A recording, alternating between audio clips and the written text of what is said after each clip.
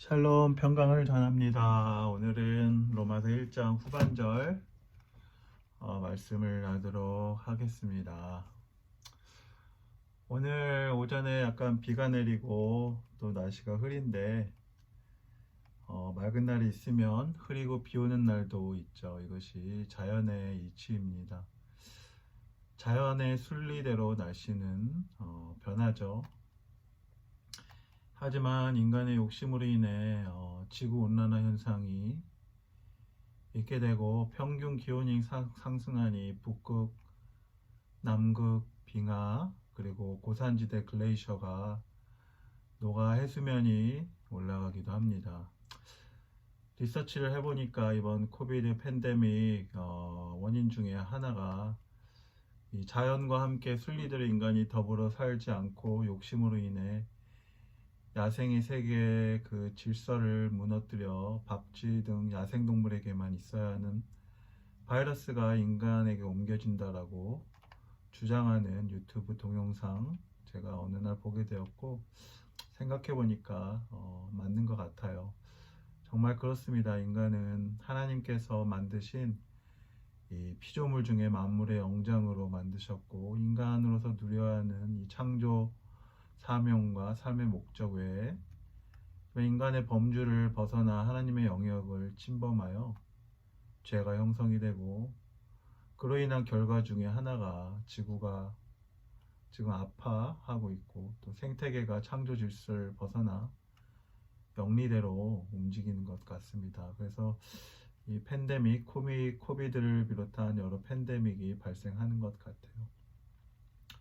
로마서 1장 26절, 27절에 순리라는 단어가 등장합니다. 순리대로.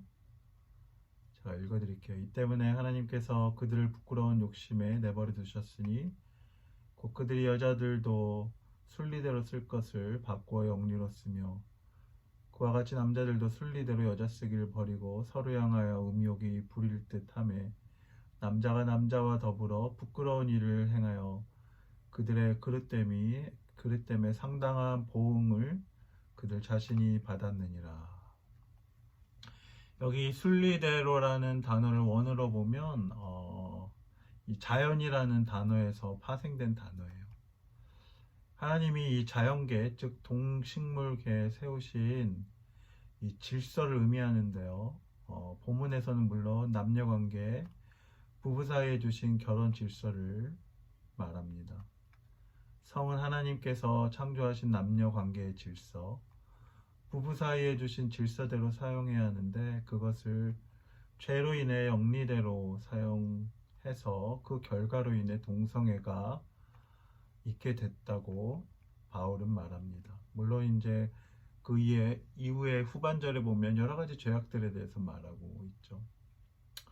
동성애자들은 주장합니다. 소수의 인권을 존중하며 자신들의 권리를 인정해달라고, 이것은 자신의 자유이고 권리라고 주장합니다. 그러나 본문에서 분명히 불의한 자들, 경건하지 않은 자들이 하나님과의 단절로 인해 하나님께서 창조하신 성을 가정의 테두리 밖에서 영리대로 사용함으로 형성된 죄라고 말하고 있습니다.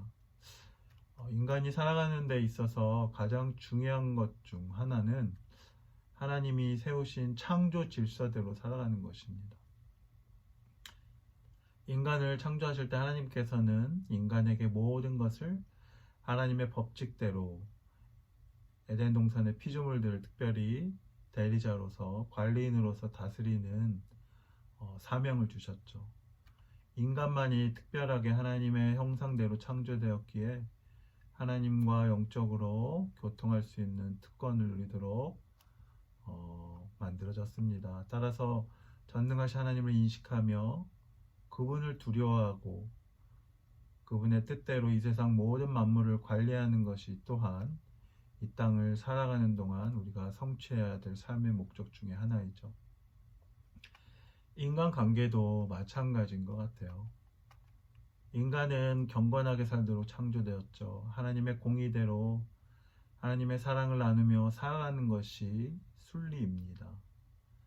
우리에게 허락하신 창조적 질서이죠.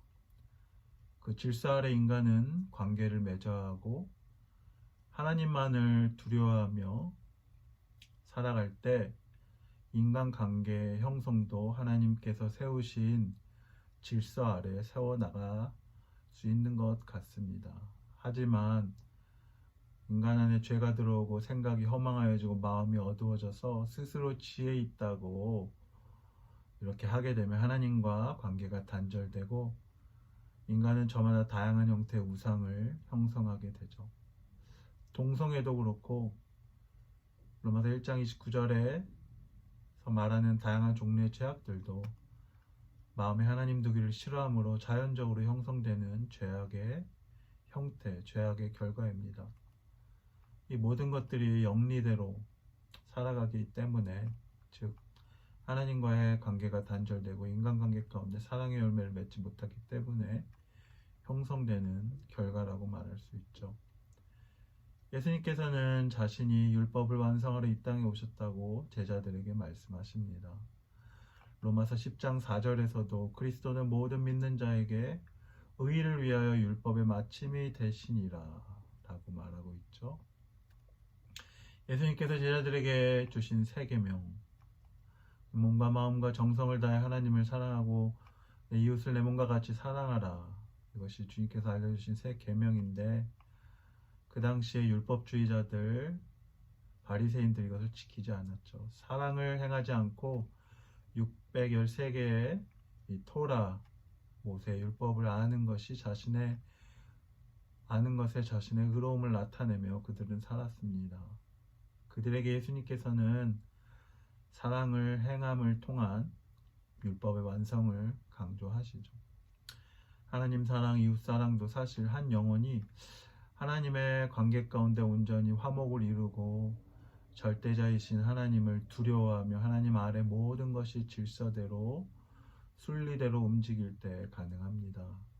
우리 삶 가운데 사랑의 열매를 맺어가지 못하는 이유는 크게 두 가지인데요. 구원받고도 여전히 내재하는 죄성을 이기지 못하기 때문에, 두 번째는 상처 때문에입니다.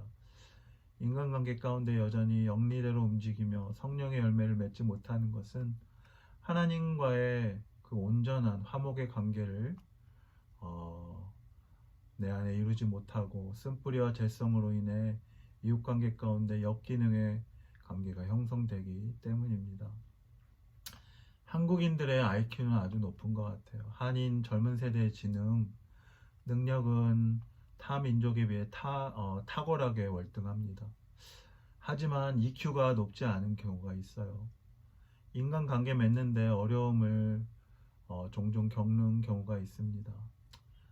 남매 또는 자매, 형제 둘인 가정에서 또는 외동아들, 외동딸로 성장하는 경우가 대부분이죠. 자녀를 향한 부모의 사랑이 너무 커서 너무 사랑이 커서 지나치게 자기 중심적으로 사고하며 살아가도록 가정교육을 받는 경우도 있습니다. 더불어 잘 살며 나누고 서로를 존중하며 배려하기보다는 공부만 잘하면 되지, 잘해서 이 지나친 경쟁사회 속에서 남들과 겨루 이기면 된다라는 문화가 익숙하니 관계를 잘 형성하지 못하는 경우도 약간 있습니다.